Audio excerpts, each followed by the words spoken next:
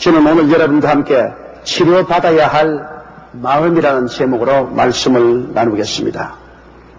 하나님의 종 엘리사가 여리고에 갔을 때 여리고 사람들이 엘리사에게 나와서 이렇게 말했습니다. 선생님이요, 이 여리고성은 참으로 좋은 땅인데 물 근원이 나빠서 이 물이 흐르는 곳에마다 열매를 맺지 못하고 다 떨어집니다. 짐승들도 이 물을 마시면 낙태를 해버리고 심지어는 분열강까지라도 이 물을 마시고는 어린애기를 낙태합니다.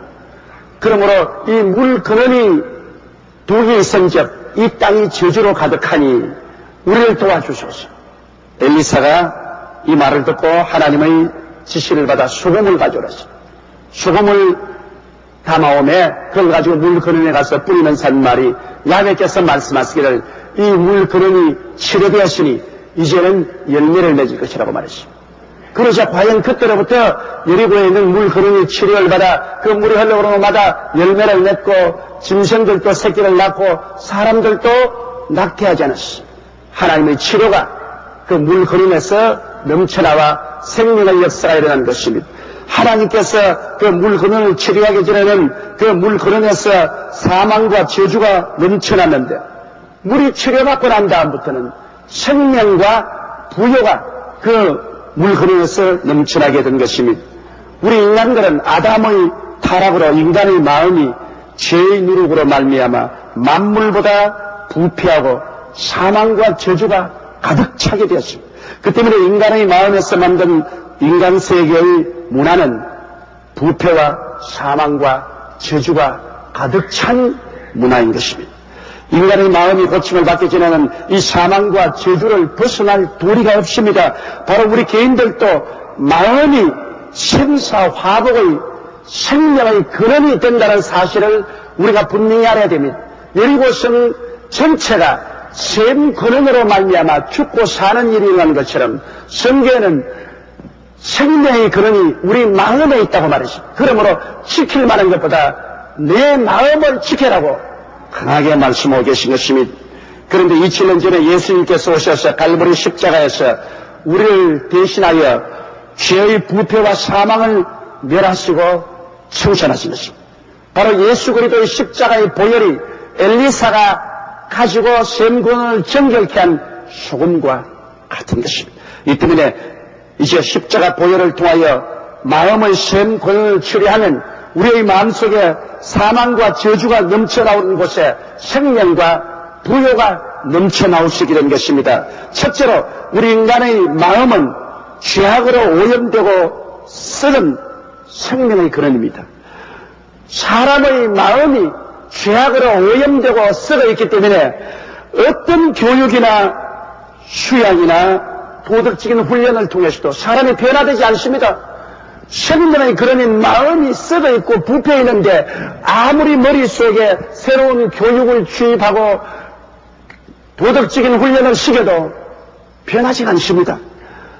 오직 사람의 마음의 근원이 변화되어야 하는데 사람의 마음의 근원이 어떻게 변화됩니까? 죄로 말미암아 썩고 부패해버리는데 이것은 오직 우리를 대신해서 십자가에 못 박여 우리의 죄와 부패를 대신 걸머지고 청산한 예수 그리스도의 십자가의 보배로운 피와 하나님의 성령의 능력 이외에는 도저히 변화시킬 수가 없습니다. 고린도후서 5장 11절에 누구든지 그리스도 안에 있으면 새로운 피조물이라 이전 것은 지나갔으니 보라 새 것이 되었도다.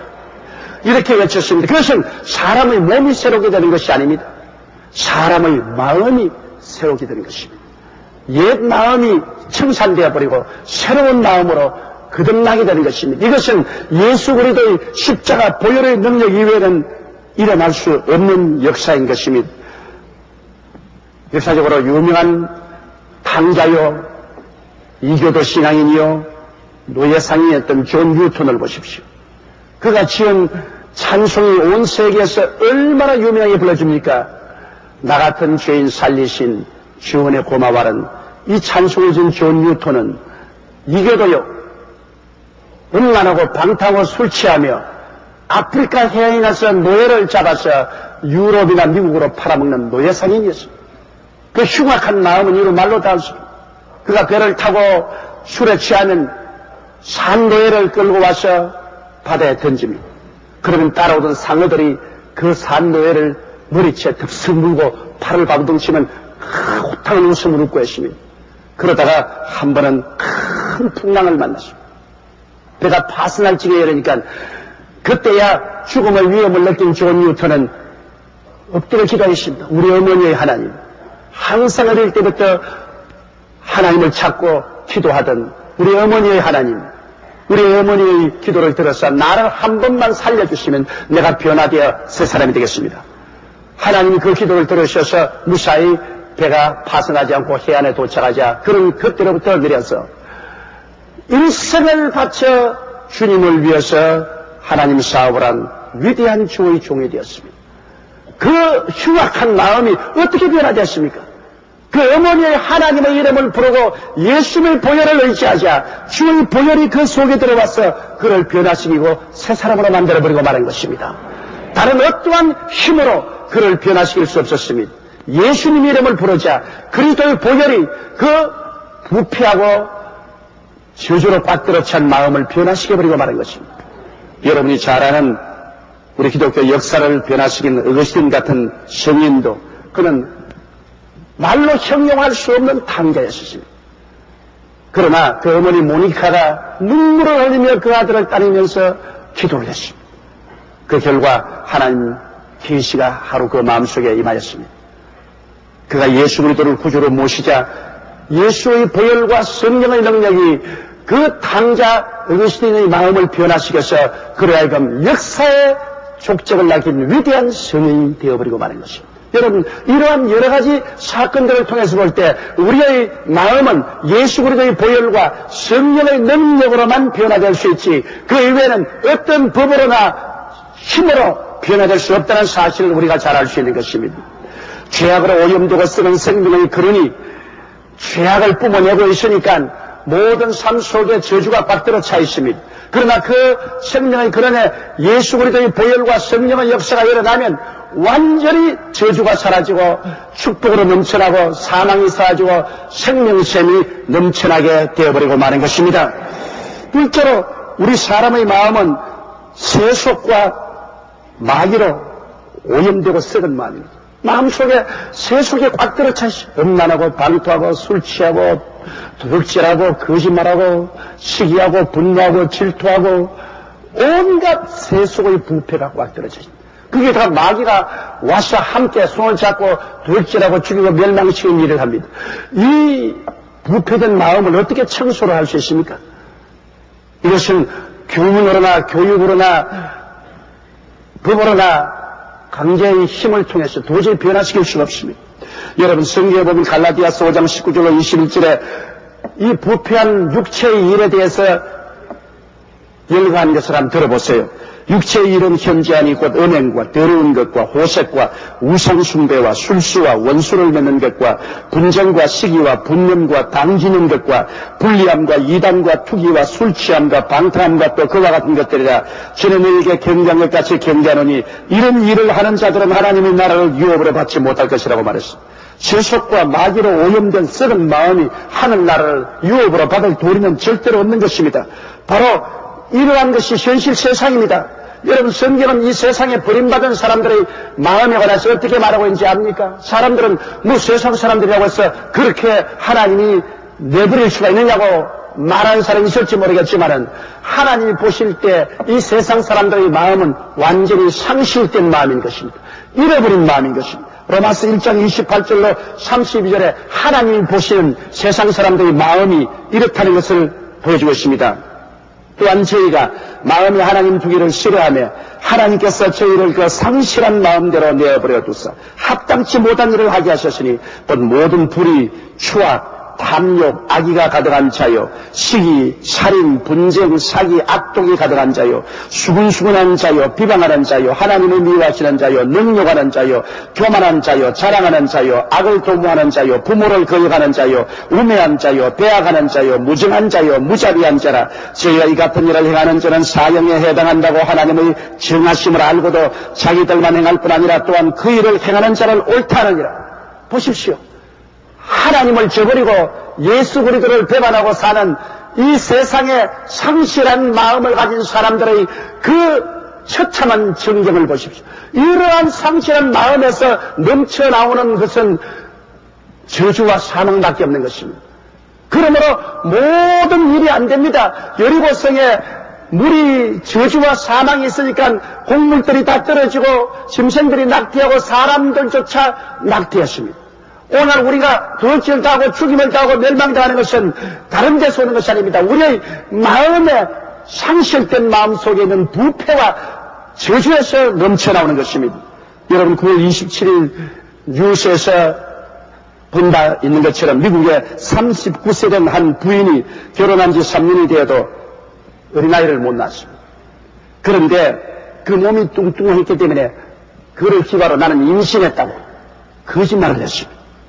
그러고 난 다음 그 이웃에 사는 23살 된 새댁이 임신하여 한 주일만 있으면 어린애기를 해산한 것을 알고 그를 집에 꿰어가지고서 총으로 쏘아 죽였습니다.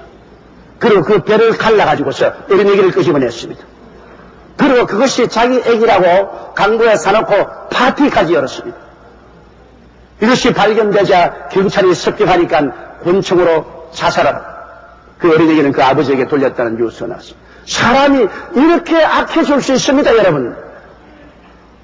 이 세상의 육체의 마음이나 상실한 마음은 그 그림이 부패하고 독으로 꽉들어 찼기 때문에 무한정으로 흉악해질 수가 있는 것입니다. 이것이 오늘 세상 사람들의 마음인 것입니다. 그런데 이러한 마음이 어떻게 변화될 수 있습니까? 그것은 오직 보혈과 성령의 능력으로 치료하면 되는 것입니다. 여리고성이 샘구름이 소금을 뿌리고 하나님의 말씀으로 치료된 것처럼 이렇게 부패하고 버림받은 마음도 예수 그리스도의 보혈이 임하고 성령의 역사가 임하면 치료 안 받아 생명의 근원이 될 수가 있는 것입니다. 에베소서 2장 1절로 7절에 보면 너희의 허물과 죄로 죽었던 너희를 살리셨도다. 그때 너희가 그 가운데서 행하여 이 세상 풍속을 쫓고 공중의 권세 잡은 자를 따랐으니 또 지금 불순종의 아들들 가운데 역사하는 영이라. 전에는 우리도 다 그 가운데서 우리 육체의 욕심을 따라 지내며 육체와 마음을 원하는 것을 하여 다른 이들과 같이 본질상 진노의 자녀였더니 긍휼의 풍성한 하나님이 우리를 사랑하신 그 큰 사랑을 인하여 허물로 죽은 우리를 그리스도와 함께 살리셨고 너희의 은혜로 구원을 얻은 것이라. 또 함께 일으키사 그리스도 예수 안에서 함께 하늘에 앉히시니 이는 그리스도 예수 안에서 우리에게 자비하심으로써 그 은혜의 지극히 풍성함은 오는 여러 세대에 나타나게 하려 하시며 주님의 은혜로 말미암아 예수 그리스도를 모셔드릴 때 그 십자가에 썰리신 보혈의 능력과 성령의 권세가 우리의 생명의 근원되는 마음을 완전히 치료해버리고 마는 것입니다. 그래서 마음속에서 세속과 마귀가 쫓겨나가고 그 자리에 천국과 성령이 들어와서 충만하게 해서 생명의 원천이 되어버리고 마는 것입니다. 셋째로 여러분, 우리의 마음은 질병으로 오염되고 썩은 마음입니다. 우리 여러 마음의 병, 육신의 병의 근원은 역시 마음이 있습니다. 염려, 근심, 시기, 질투, 원망, 미움, 불안, 두려움, 분노 등 이와 같은 마음의 스트레스가 오늘 우리 병을 이루고 있는 것입니다. 죄의 직간접적인 원인이 바로 병입니다. 야고보서 5장 16절에 이러므로 너희 죄를 서로 구하며 병 낫기를 위하여 서로 기도하라. 의인의 간구는 역사하는 힘이 많다고 했었습니다. 병의 근원이 죄에 있기 때문에 먼저 병 나으려고만 애를 쓰지 말고 죄를 회개하는 것입니다. 마음이 죄로서 부패했으니까 그것이 우리 육체의 병으로 나타나는 것입니다. 욥의 고백도 마찬가지입니다. 욥기 3장 25절로 26절에 나의 두려워하는 그것이 내게 임하고 나의 무서워하는 그것이 내 몸에 미쳤구나. 평강도 없고 안원도 없고 안식도 없고 고난만 임하였구나. 욥은 그 온몸에 악창이 나서 죽을 병에 걸렸을 때 먼저 그것이 마음의 불안과 공포 속에 있다가 몸으로 터져나왔다고 하는 것입니다. 그러므로 우리가 앓는 병들의 원천은 그것이 물질적인 것이 아니라 영적인 것입니다. 죄의 원인 때문에 우리 몸에 병이 들게 된 것입니다. 그러므로 성경은 말하기를 마음의 기쁨은 양약이라도 마음의 근심은 뼈로 마르게 한다고 했습니다. 마음에 우리가 기쁨을 가지면 이것이 양약이 되고 약공장을 동원시켜서 우리 몸의 온 병을 치료해 준다. 근데 우리 마음에 기쁨의 샘이 넘쳐날 수 있는 길은 어디에 있겠습니까? 예수를 믿고 죄사함을 받고 구원을 받고 하나님 영광을 마음속에 받아들일 때 마음속에 기쁨이 넘쳐날 수가 있는 것입니다. 그것이 치료의 원인이 되지요. 잠언서 18장 18절에 사람의 심령은 그 병을 능히 이기려니와 심령이 상하면 그것을 누가 일으키겠냐. 사람의 심령은 병을 능히 이긴. 그러므로 마음이 치료받으면 병은 능히 이길 수가 있다. 마음의 믿음으로 기도하고 하나님과 교제하면 모든 병은 능히 이길 수가 있는 것입니다.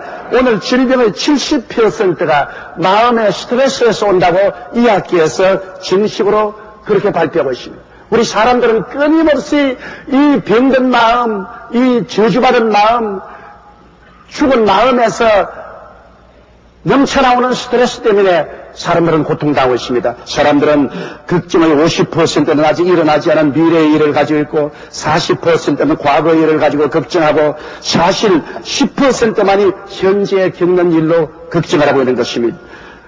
오늘날 우리나라의 50대 남자는 여자보다 3배나 높은 사망률을 가지고 있습니다. 왜? 남자들이 이 세상에 나가서 더 많은 스트레스를 받기 때문에 여자보다 3배 이상 더 많이 죽는다는 것입니다.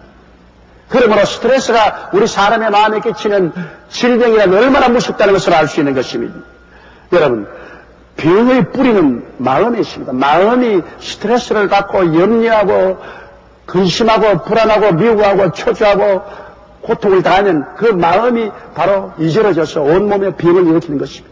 이 마음을 치료할 수 있는 길이 있으면 병을 치료할 수 있는 길이 열리는 것입니다. 이 마음의 치료를 어떻게 합니까? 그것은 말할 필요 없이 예수 그리스도의 보혈과 성령의 능력이 임하여서 마음속에 기쁨이 넘쳐나고 평화가 넘쳐나며 믿음이 넘쳐날 때 육신의 질병은 사라지고 마는 것입니다.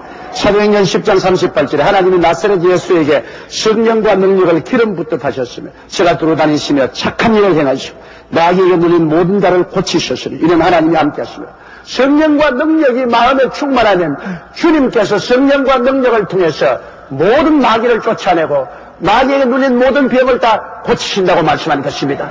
그렇기 때문에 오늘 이 세상에서 사람의 마음이 부패하고 악해질수록 더 치료할 수 없는 무서운 병들이 꽉들어 차는 것입니다. 그러나 우리가 회개하고 자복하고 마음속에 예수 그리스도가 안주하고 그 보혈과 성령의 능력이 나타나서 의와 평강과 희락이 넘쳐나고 믿음, 소망, 사랑이 들어차면 육신의 모든 병은 한 길로 갔다가 7길로 도망치고 마는 것입니다. 예수 그리스도 이름으로 부르짖는 기도는 모든 육신의 질병을 다 도망시켜버리고 마는 것입니다. 그러므로 우리가 병 고치려고 약만 자꾸 의지하지 말고 마음의 병을 고치면 육체의 병이 나아버리고 마는 것입니다. 요사이 더구나 이 분쟁으로 말미암아 병원이 문을 닫아놓고 의사들이 진료를 하지 않기 때문에 얼마나 많은 사람이 고통 가운데 있습니다. 이러한 모든 일들이 다 마음의 부패에서 온 것이 아닙니까? 탐욕으로 말미암아 서로 물고 찢고 싸우고 인술까지라도 집행하지 못하게 되고 있지 않습니까? 문제는 마음의 치료를 받아야 되는 것입니다. 그래야 가정도 살고 사회도 살고 노사 분쟁도 해결되고 그리고 인류의 모든 분쟁도 해결될 수 있는 것입니다. 마음에 불안과 미움과 초조와 공포가 꽉 들어찬 이상 여러분 이 세상에 아무리 인간의 수단과 방법으로 노력해도 일이 이루어지지 않습니다. 마음의 치료는 예수 그리스도의 보혈과 성령의 능력 이외에는 없다는 것을 우리가 알아야 되는 것입니다. 넷째로 저주로 오염된 생명의 근원은 마음입니다. 우리가 사는데 저주가 다가오고 하는 일이 다 안 되고 이게 어떻게 되느냐. 그래서 사람들은 정 안 되면 사주팔자를 보기도 하고 무당을 불러서 굿도 하고 혹은 산천 초목에 가서 빌기도 하는데 몰라서 그렇습니다. 여리고 성에 열매가 떨어지는데 무당에 가서 무당하고 우사에서 절한다고 해서 여리고성 열매가 안 떨어지겠습니까? 여리고성에 열매가 떨어진 것은 여리고의 물 근원이 사망과 독으로 꽉 들어차기 때문인 것입니다. 우리에게 일이 안 되는 것은 우리 마음에 사망과 독이 있기 때문에 그렇지 환경에 가서 빈다고 일이 되는 것이 아닙니다. 지킬 만한 것보다 내 마음을 지켜라. 생명의 근원이 이에서 난다고 하므로 복과 화가 우리 마음에서 나오는 것입니다. 하나님은 우리 마음을 통해서 복을 주시고 또 우리 마음을 통해서 하나님께서 심판도 하시는 것입니다. 이렇기 때문에 우리 마음이 하나님의 복을 주시는 파이프라는 것을 우리가 알아야 돼요. 그러므로 저주의 근원은 영적이요 물질적인 것이 아닙니다. 여러분, 저주가 왜 맺습니까? 아담과 하와가 하나님을 반역하고 죄를 지었기 때문에 하나님이 저주하신 것입니다. 세상이 저주받기 전에 아담과 하와의 마음이 죄를 지어서 그를 통해서 저주한 것입니다. 그렇기 때문에 마음의 변화를 받기 전에는 삶의 환경에서의 저주는 절대로 변화되지 않습니다. 이스라엘이 율법을 어김으로 저주받은 것을 우리 성경에 알지 않습니까? 이스라엘 사람들이 마음으로 하나님 법을 어기니까 저주가 그 환경에 다가오게 된 것입니다. 신명기 28장 15절로 24절 보세요. 내가 만일 내 하나님 야훼의 말씀을 순종하지 아니하며 내가 오늘날 내게 명하는 그 모든 명령과 규례를 지켜 행하지 아니하면 이 모든 저주가 내게 임하고 내게 미칠 것이니 내가 성읍에서도 저주를 받을 것이며 들에서도 저주를 받을 것이요 또 내 광교리와 떡반죽 그릇이 저주를 받을 것이요 내 몸의 소생과 내 토지의 소산과 내 우양의 새끼가 저주를 받을 것이며 내가 들어와도 저주를 받고 나가도 저주를 받으리라. 내가 악을 행하여 그를 잊음으로 내 손으로 하는 모든 일에 야훼께서 저주와 공구와 견책을 내리리라. 그래서 속히 파멸케 할 것이며 야훼께서 내 몸에 연병이 들게 하사 내가 들어가야 될 땅에서 필경너를 멸하실 것입니다. 야훼께서 폐병과 열병과 상한과 학질과 한재와 풍재와 썩는 재앙으로 너를 치시리니 이 재앙들이 너를 따라서 너를 진멸케 할 것이라. 내 머리 위의 하늘은 노시 되고 내 아래의 땅은 철이 될 것이며 야훼께서 비 대신에 티끌과 모래를 내 땅에 내리시리니 그것들이 하늘에서 내 위에 내려서 필경너를 멸하리라. 이 어마어마한 저주가 어디서 나왔습니까? 이스라엘 백성이 마음으로 하나님을 거역하고 하나님의 계명과 율법을 짓밟아버릴 때 오겠다는 것입니다. 그러므로 저주가 왔다고 해서 환경의 변화를 가지려고 아무 애를 쓴다고 해서도 안 됩니다. 저주는 마음에서부터 환경으로 넘쳐나는 것입니다. 그러므로 마음을 고치면 축복이 마음에서부터 환경으로 넘쳐나는 것입니다. 여러분, 그러기 때문에 성경은 복받은 사람이 덜에 가면 덜에 복이 임하고 집에 들어오면 집에 복이 임하겠다고 말한 것입니다. 복받은 사람은 어떤 사람입니까? 그 마음이 치료받은 사람인 것입니다. 여러분, 마음이 예수님의 보혈과 성령의 능력으로 고침을 받으면 바로 복이 마음에서 넘쳐납니다. 갈라디아서 3장 13절에 그리스도께서 우리를 위하여 저주를 받은 바 되었어. 율법의 저주의 소리를 속량하였으니 기록된 바 나무에 달린 자마다 저주 아래 있는 자라 했습니다. 바로 이것 보세요. 저주가 바로 예수 그리스도를 통해서 없어진다는 것입니다. 예수님이 십자가에 못 박여 저주를 대신 짊어졌으므로 예수를 구주로 모시고 믿고 순종하고 나가면 그리스도가 우리 마음속에서 저주를 제어해버리기 때문에 우리가 생각하는 것이나 말하는 것이나 행하는 모든 일에 하나님의 축복이 넘쳐나서 운명과 환경이 변화되어 버리고 만나는 것입니다. 그렇기 때문에 오늘날 우리가 복받기를 원하면 우리 마음의 변화를 받아야 되는 것입니다. 마음의 변화를 받지 않고는 복이 오지 않아요. 마음의 생명의 근원이 치료를 받아야 되는 것입니다. 여리고성의 물 근원이 치료받듯이 우리 마음의 생명의 근원이 치료받으면 마음에서 넘쳐나오는 지혜와 총명과 모략과 재능이 다 하나님의 축복을 받아서 하는 일마다 영혼이 잘 때는 같이 범사에 잘 때며 간결하고 생명을 얻게 넘치게 얻게 되는 것입니다. 지킬 만한 것보다 내 마음을 지켜라. 생명의 근원이 이에서 난다는 것을 잊어서는 안 되는 것입니다. 이 세상은 여리고 들판입니다. 그러나 여리고 들판에 여러분 물은 여러분 마음에서 나오는 것입니다. 생명의 근원이 마음에서 나오는데 마음에 저주와 독의 물이 넘쳐 나오면 모든 과일들이 다 떨어지고 짐승들이 낙태하고 안 되는 겁니다. 우리의 사는 이 세상은 여리고지만은 우리의 셈 근원이 달라지면 여리고가 낙토가 되어버리고 마는 것입니다. 다섯째로 사망으로 오염된 생명의 근원도 여러분 예수의 보혈과 성령으로 치료받습니다. 사람은 태어나서 죽지 않아요. 왜? 물리적으로 죽는 건 아닙니다. 요사이 여러분 생명과학을 전공하는 사람들이 인간 설계도를 그려놓고 보니까 사람은 육체적으로 안 죽게 되어 있는데 왜 죽음이 있다고 하는지 모르겠다고 그렇게 발표한 것을 여러분들 읽어보셨을 것입니다. 오늘 과학자들이 인간의 육체를 연구해 보니까 설계가 안 죽도록 설계되어 있는데 사람은 죽습니다. 그건 왜냐? 사람은 죄값으로 죽는 것입니다. 죄를 짓지 않았으면 죽지 않아요. 죽음이 영적으로 온 것이지 육체적으로 물리적으로 온 것은 아닌 것입니다. 그러므로 사람이 죄를 짓고 죄값으로 말미암아 그 육체가 신기에는 주님께서 창세기 3장 19절에 내가 얼굴에 땀을 흘려야 식물을 먹고 필경 흙으로 돌아가리니 그 속에서 내가 취함을 입었음이라 너는 흙이니 흙으로 돌아가라. 그것은 아담이 죄를 짓고 난 다음 하나님께서 그렇게 명령한 것입니다. 그러나 아담의 후손들은 900여살까지 살았습니다. 그렇도록 인간의 몸은 잘 만들어진 것입니다. 그러나 죄가 온 몸을 먹어 들어갑니다. 욥기에 보면 사망의 먼저 난 것이 온 백체를 먹는다 했습니다. 사망의 장자가 백체를 먹는다. 사망의 장자는 영이야. 영이 죽으니까 백체가 다 사망에 먹히는 것입니다. 그러면 누가 우리를 이 사망에서 건질 수 있습니까? 여러분, 육체가 죽는 것은 별로 두렵지 않습니다. 2번 죽는 것이 두렵습니다. 요한계시록 21장 8절에 그러나 두려워하는 자들과 믿지 않은 자들과 흉악한 자들과 살인자들과 행함자들과 술객들과 우상숭배자들과 모든 거짓말한 자들은 불과 유황으로 태어난 못에 참여하는 이것이 둘째 사망이라. 육체의 사망 이후에 그 영혼이 하나님께 버림받아 불과 유황으로 태어난 못에 영혼이 버림받는 둘째 사망은 영원한 사망이요 무시무시하게 두려운 것입니다. 이 첫째 사망도 둘째 사망도 피하기 위해서는 우리 마음의 죄악에서 치료받아야 되는데 이 죄악에서 치료를 어떻게 받습니까? 우리가 수양과 도덕으로 치료받을 수 있습니까? 인간의 선한 행위로 우리 죄를 어떻게 다 청산합니까?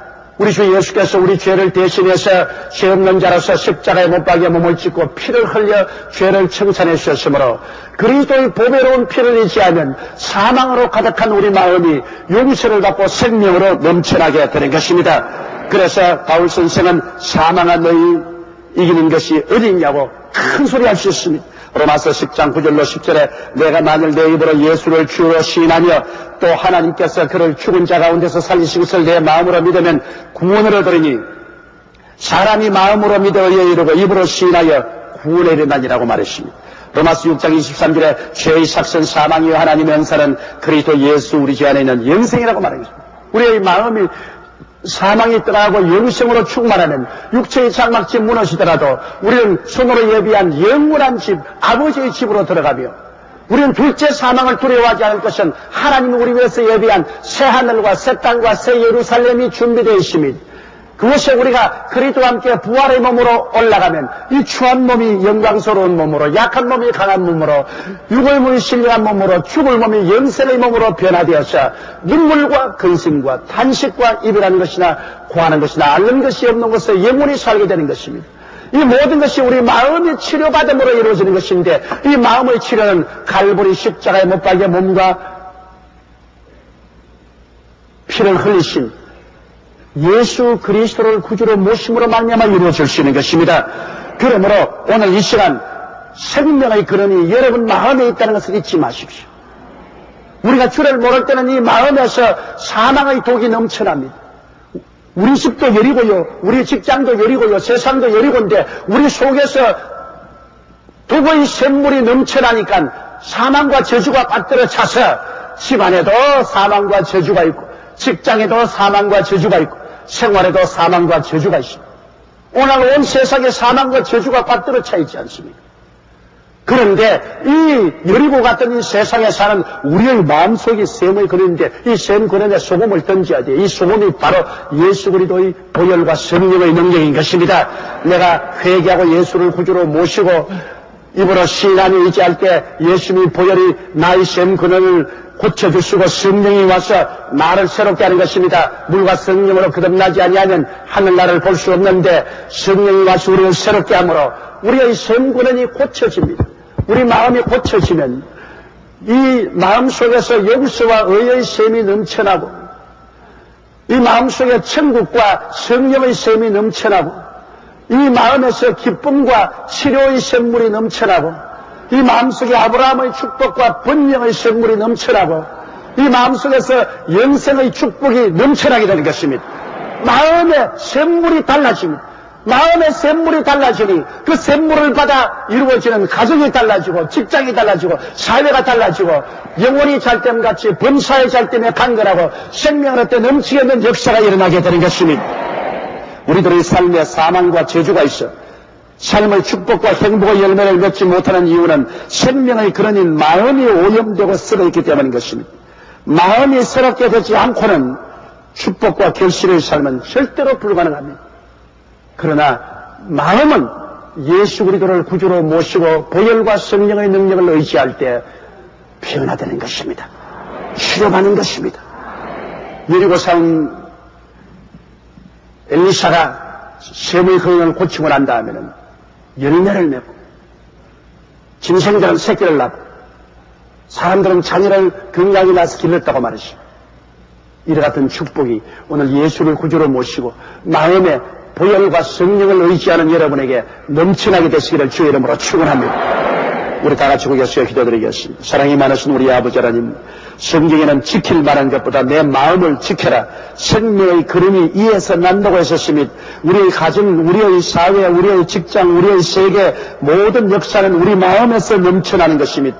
마음에 독이 꽉 들어차 있고 사망과 저주가 넘쳐나는데 아버지, 우리 환경이 변화될 수가 없습니다. 여리고성의 샘물 근원이 엘리사가 소금을 던져 축복함으로 고침을 받은 것처럼 예수 그리스도의 보혈과 성령의 능력으로 우리 마음이 다 고침을 받고 하나님을 찬미하고 예배하고 말씀을 믿고 의지하며 꿈을 갖고 믿음을 갖고 감사를 가지고 나가는 우리 성도들에게는 그 생명이 넘쳐나서 가정과 생활과 자녀와 사업에 영혼이 잘됨같이 범사에 잘됨에 강변하고 생명을 얻어 넘치는 열매를 맺게 되는 것은 당연한 이치옵니다. 우리 아버지 예수를 믿고 주를 찬미하는 모든 사람들 속에 넘치는 생명수로 말미암아 열매 맺는 삶을 살게 주님께서 넘치도록 복을 나려 주옵소서. 예수님 이름으로 기도드리옵나이다. 아멘.